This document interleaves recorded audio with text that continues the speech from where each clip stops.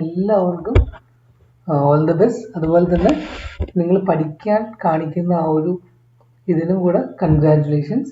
പിന്നെ എക്സാം എന്താണെങ്കിലും താമസിക്കുമെന്ന് പ്രതീക്ഷിക്കുന്നു. സോ ഇന്ന് നമ്മൾ ഡിസ്കസ് ചെയ്യാൻ പോകുന്നത് എൻവയോൺമെന്റൽ പ്രൊട്ടക്ഷൻ ആക്ട് 1986 കുറിച്ചാണ്. അപ്പോൾ ഈ എൻവയോൺമെന്റ് പ്രൊട്ടക്ഷൻ ആക്ട് നമ്മൾ കഴിഞ്ഞ ക്ലാസ്സിൽ കുറേ ആക്ടിനെ കുറിച്ച് പറഞ്ഞിരുന്നു അല്ലേ?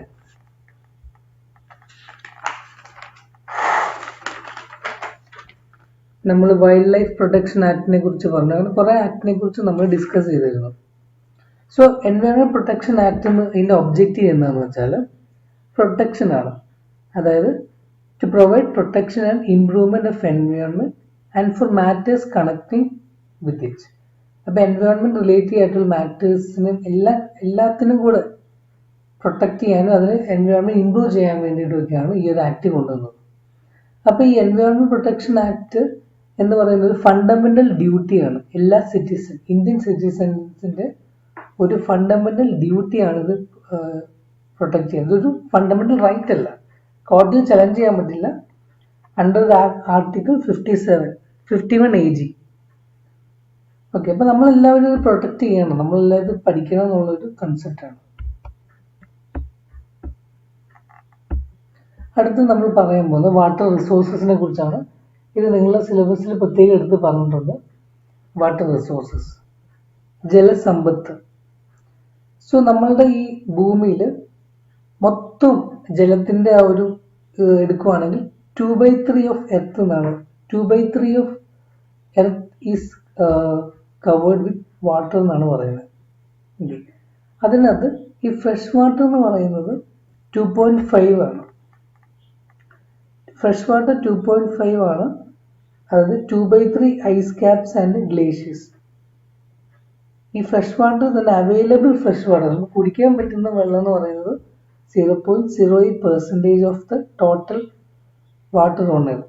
എർത്തിലുള്ള ഫുൾ വാട്ടർ നമ്മൾ നോക്കുമ്പോഴത്തേക്ക് അതിനകത്ത് 0.08% മാത്രമേ നമുക്ക് അവൈലബിൾ ഫ്രഷ് വാട്ടർ ഫോമിലായിട്ടുള്ളൂ. അതുപോലെ തന്നെ UN സ്റ്റാറ്റിസ്റ്റിക്സ് പ്രകാരം 1 out of 5 person in the world does not have access to drinkable water. 5-ൽ ഒരാൾക്ക് വെള്ളം കുടിക്കാൻ ഉള്ള ആക്സസ് ഇല്ലെന്നാണ് UN സ്റ്റാറ്റിസ്റ്റിക്സ് പറയുന്നത്. അപ്പോൾ ഇങ്ങനെ ഈ ഗ്രോയിങ് വാട്ടർ ക്രൈസിസ് ഇങ്ങനെ വന്നതുകൊണ്ട് UN എന്ത് ചെയ്തെന്ന് വെച്ചാൽ 22 March international world water day ആയിട്ട് ഒബ്സർവ് ചെയ്യുന്നുണ്ട്, ഒരു അവയർനെസ്സിന് വേണ്ടിയിട്ട്. അതുപോലെ തന്നെ നമ്മളുടെ government of India declare 2007 as water year. 2007 ഒരു വാട്ടർ ഇയർ ആയിട്ട് തന്നെ പ്രഖ്യാപിച്ചു. ഇതൊക്കെ റിലേറ്റ് ചെയ്ത് പറയുന്നതാണ്. പിന്നെ സർഫസ് വാട്ടർ എന്ന് പറഞ്ഞു കഴിഞ്ഞാൽ ഏതൊക്കെയാണ്? റിവർ, പോണ്ട്, ലേക്ക് ഒക്കെയാണ് സർഫസ് വാട്ടർ എന്ന് പറയുന്നത്. ഇപ്പം നമ്മൾ പറഞ്ഞുകൊണ്ടിരിക്കുന്ന വാട്ടർ പല രീതിയിലുണ്ട്. അപ്പം സർഫസിൽ കാണുന്ന വെള്ളമുണ്ട്, അണ്ടർഗ്രൗണ്ട് വാട്ടർ ഉണ്ട്. ഇപ്പം അണ്ടർഗ്രൗണ്ട് വാട്ടർ എന്ന് പറയുന്നത് റോക്സിന്റെയും സോയിലിലേക്ക് ഇടയ്ക്ക് ഉണ്ടാകുന്ന വാട്ടർ ഇങ്ങനെ ഒരു അക്വിഫറായിട്ട് കളക്ട് ചെയ്യുന്നതിനാണ് നമ്മൾ അണ്ടർഗ്രൗണ്ട് എന്ന് പറയുന്നത്.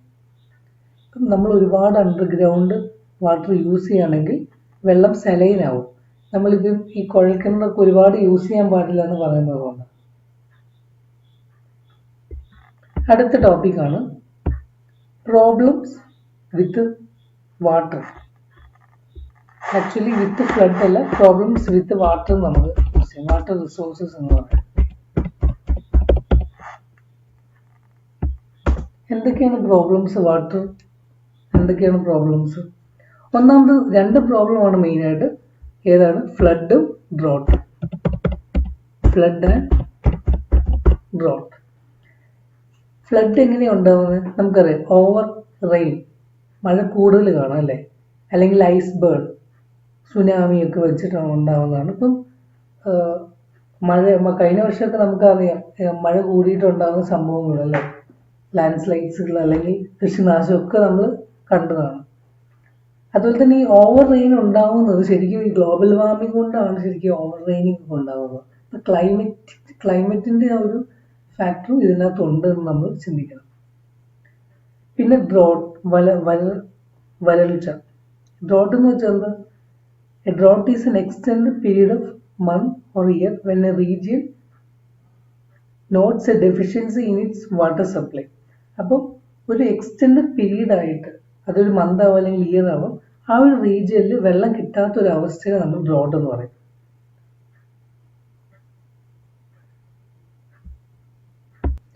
അതുപോലെ തന്നെ പ്രോബ്ലംസ് ഇൻ വാട്ടർ റിസോഴ്സ് എന്ന് പറയുന്നത് ഈ നദീജല തർക്കങ്ങളുണ്ട്. ഇപ്പം ഇപ്പോൾ റിവർ ഒരു സ്ഥലത്ത് രണ്ട് സ്റ്റേറ്റിൽ കൂടെ ഫ്ലോ ചെയ്യുന്നുണ്ടെങ്കിൽ, ഇപ്പം ഒരാൾ അവിടെ അല്ലെങ്കിൽ ഒരു സ്റ്റേറ്റുകാർ ഡാം കിട്ടുവാണെങ്കിൽ, അവിടെ ആ സൈഡിൽ കിട്ടുവാണെങ്കിൽ അപ്പോഴത്തെ ആൾക്കാർക്ക് വെള്ളത്തിൻ്റെ അത് കിട്ടത്തില്ല. അപ്പം അങ്ങനത്തെ കുറേ പ്രോബ്ലംസുകളുണ്ട്. ഇപ്പം കാവേരി ഇപ്പം നമ്മൾ ഡിസ്കസ് ചെയ്യുന്നുണ്ട്, അതും ഒരു പ്രോബ്ലം, വാട്ടർ റിസോഴ്സസ് ആയിട്ടുള്ള പ്രോബ്ലമാണ്. ഫ്ലഡ്, ഡ്രോട്ട്, കോൺഫ്ലിക്ട്സ് ഒക്കെ. ഇനി കോൺഫ്ലിക്ട്സ് റിലേറ്റഡ് ടു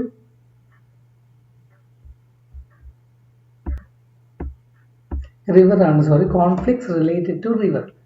ഇപ്പം ഞാൻ നേരത്തെ പറഞ്ഞു, ഒരു നദി രണ്ട് സ്റ്റേറ്റിൽ കൂടെയാണ് പോകുന്നതെങ്കിൽ നമ്മൾ തർക്കങ്ങൾ, ഇപ്പം എക്സിസ്റ്റ് ചെയ്യുന്ന തർക്കങ്ങളൊക്കെയാണ്. ഇപ്പോൾ ഒന്നാമത് കാവേരി.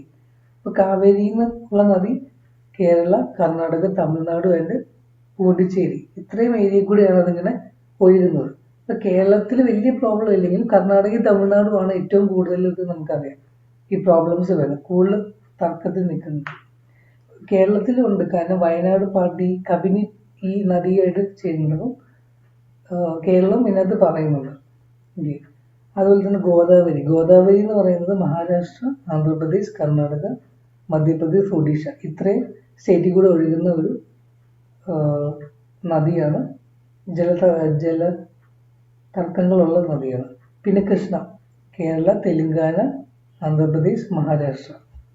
നർമ്മദ എന്ന് പറയുമ്പോൾ Rajasthan, Madhya Pradesh, Gujarat and Maharashtra.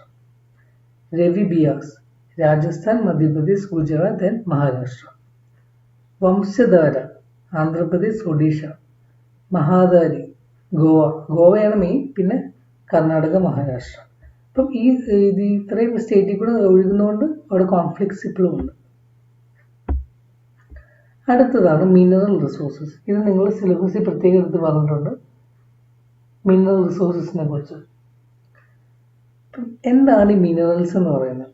So minerals എന്ന് വെച്ചാൽ അല്ലെങ്കിൽ ധാതു സമ്പത്ത്. മിനറൽ റിസോഴ്സ് എന്ന് വെച്ചാൽ ധാതു സമ്പത്ത്.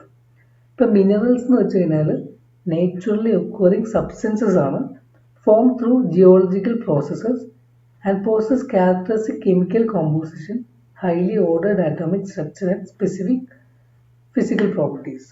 ഇപ്പം ഒരു ഡെഫിനേഷൻ, ഇന്റർനാഷണൽ മിനറോളജിക്കൽ അസോസിയേഷൻ ഒരു ഡെഫിനേഷൻ അഡോപ്റ്റ് ചെയ്തിട്ടുണ്ട്. അതായത് മിനറൽ എന്ന് വെച്ച് കഴിഞ്ഞാൽ ഒരു എലിമെന്റ് ആണ് അല്ലെങ്കിൽ ഒരു കെമിക്കൽ കോമ്പൗണ്ട് ആണ്, ദാറ്റ് ഈസ് നോർമലി ക്രിസ്റ്റലൈൻ ആണ് and has been form as A result of geological process വഴി. ഈ പല പ്രോസസ് ഉണ്ട് ജിയോളജിക്കൽ, അതിൽ നിന്ന് ഉണ്ടാകുന്ന ഒരു ക്രിസ്റ്റലൈൻ ഫോമാണ് മിനറൽസ് എന്ന് പറയുന്നത്. ഇപ്പം നമ്മൾ പറയുന്നത് കോംപ്ലക്സ് സിലിക്കേറ്റ്സ്, കോള്, അതൊക്കെ മിനറൽസ് ആണ്. ഓക്കെ,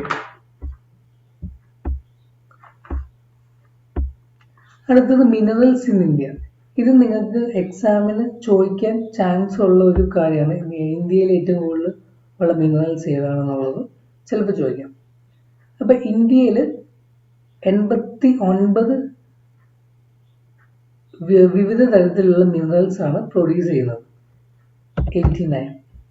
ഓക്കെ, സോ ഇതിനകത്ത് 4 ഫ്യൂവൽ മിനറൽസ് ആണ്. 4 ഫ്യൂവൽ മിനറൽസ്, അതായത് പെട്രോളിയം ഒക്കെ വരും.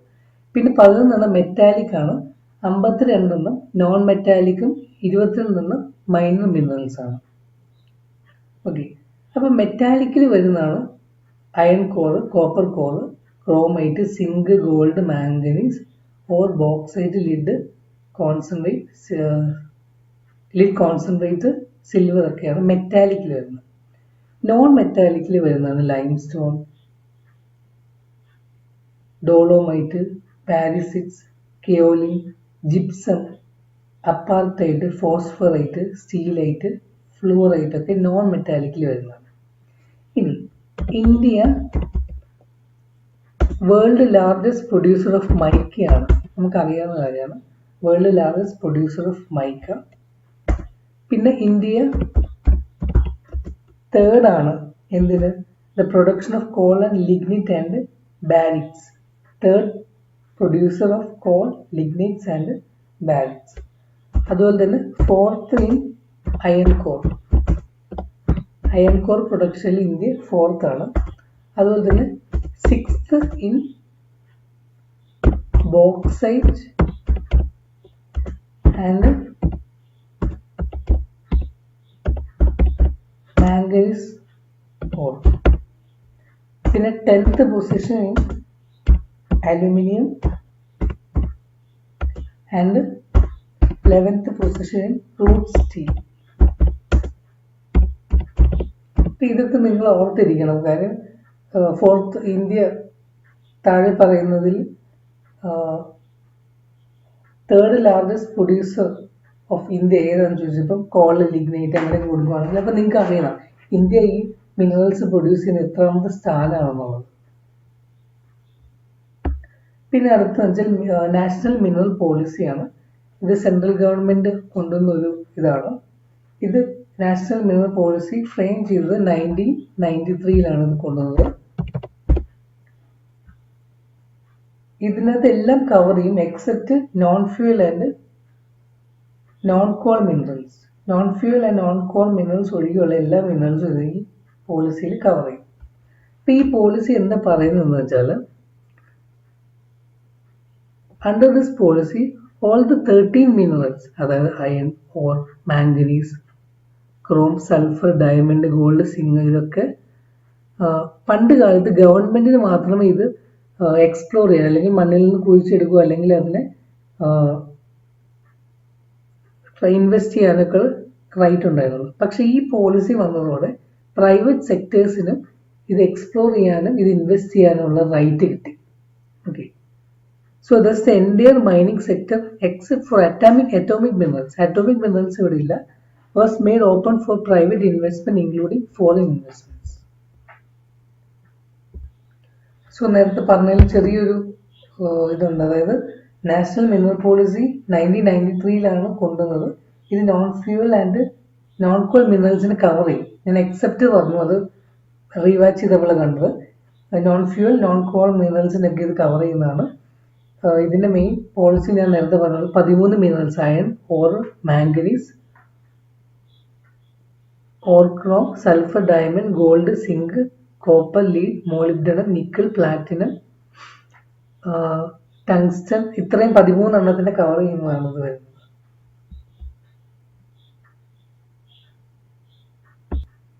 സോറി ചെറിയ മിസ്റ്റേക്ക് ഉണ്ട്. ഈ national mineral policy except non fuel and non call minerals തന്നെയാണ്. വെരി സോറി, ആദ്യം പറഞ്ഞത് തന്നെയാണ്. ഇതിനകത്ത് ഈ പോളിസിയിൽ വരുന്ന 13 മിനറൽസിനെ കുറിച്ചാണ് പറയുന്നത്. അപ്പൊ 13 മിനറൽസിൽ നേരത്തെ പബ്ലിക് ഗവൺമെന്റിനായിരുന്നു ഇതിനെ കുഴിച്ചെടുക്കാനും ഇൻവെസ്റ്റ് ചെയ്യാനുള്ള റൈറ്റ് ഉള്ളൂ. ഇപ്പൊ അത് എന്താണ് പ്രൈവറ്റ് സെക്ടേഴ്സിന് കൊടുത്തു. കോൾസ്, ഈ പെട്രോളിങ്ങിനൊക്കെ ഗവൺമെന്റ് തന്നെയാണ് വരുന്നത്. ഓക്കെ, പിന്നെ അതുപോലെ തന്നെ ഒരു പുതിയൊരു കാര്യം കൂടെ ഉണ്ട്. Indian bureau of mining. Indian bureau of mining എന്ന് പറഞ്ഞൊരു ഓർഗനൈസേഷനാണ്. അത് ഫസ്റ്റ് മാർച്ച് 1948 കൊണ്ടുവന്നതാണ്. അതിന്റെ ഒബ്ജക്റ്റീവ് എന്ന് വെച്ചാൽ അത് to promote systematic and scientific development and optimal utilisation of mineral resource of the country. ഇപ്പൊ കൺട്രിയിലുള്ള മിനറൽ റിസോഴ്സിനെ സിസ്റ്റമാറ്റിക് ആയിട്ട് പ്രൊമോട്ട് ചെയ്യാനും സയന്റിഫിക് ആയിട്ട് അത് ഡെവലപ്പ് ചെയ്യാനും കൃത്യമായിട്ട് അതിനെ യൂട്ടിലൈസ് ചെയ്യാനുമുള്ള ഒരു ഓർഗനൈസേഷനാണ് ഇന്ത്യൻ ബ്യൂറോ ഓഫ് മൈനിങ്. ഇതിന് പല സ്ഥലങ്ങളിൽ ഇതിന്റെ ഹെഡ് ഓഫീസൊക്കെ ഉണ്ട്. കേരളത്തിലുണ്ടോയെന്ന് എനിക്ക് ഉറപ്പില്ല, പക്ഷെ ഒരുപാട് സ്ഥലങ്ങളിൽ ഇതിന് ഹെഡ് ഓഫീസും ബ്രാഞ്ചസും ഒക്കെ ഉണ്ട്. അപ്പം അത്രയാണ് ഇന്ന് പറയാനുള്ളത്.